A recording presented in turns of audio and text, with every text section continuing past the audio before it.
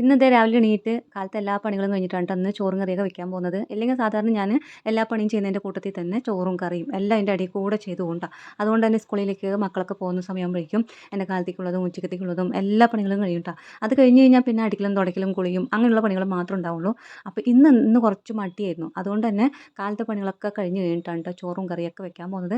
അപ്പോൾ കാലത്തെ പണികളൊക്കെ കഴിഞ്ഞ് പാത്രം കഴുകലും എല്ലാം കഴിഞ്ഞ് കിച്ചണൊക്കെ വൃത്തിയാക്കിയ ശേഷം ചോറും കറിയും വെക്കാമെന്ന് കരുതി. അപ്പോൾ ഇന്ന് പടവലങ്ങ കറിയാണ് വെക്കാൻ പോകുന്നത്. ഇതിൻ്റെ മുന്നേ ഒരു തവണ പടവലങ്ങ കറി വെക്കുന്ന സമയത്ത് കറക്റ്റായിട്ട് എല്ലാം ചെയ്തു. ഇനി തേങ്ങ മാത്രം അരച്ചൊഴിച്ചാൽ മതി ട്ടോ. ആ സമയം അപ്പോൾ കറക്റ്റായിട്ട് കറണ്ട് പോയിട്ട് പിന്നെ വന്നത് ഉച്ചയ്ക്കല്ല വൈകുന്നേരം ഒരു 5:30ക്കാണ് ട്ടോ.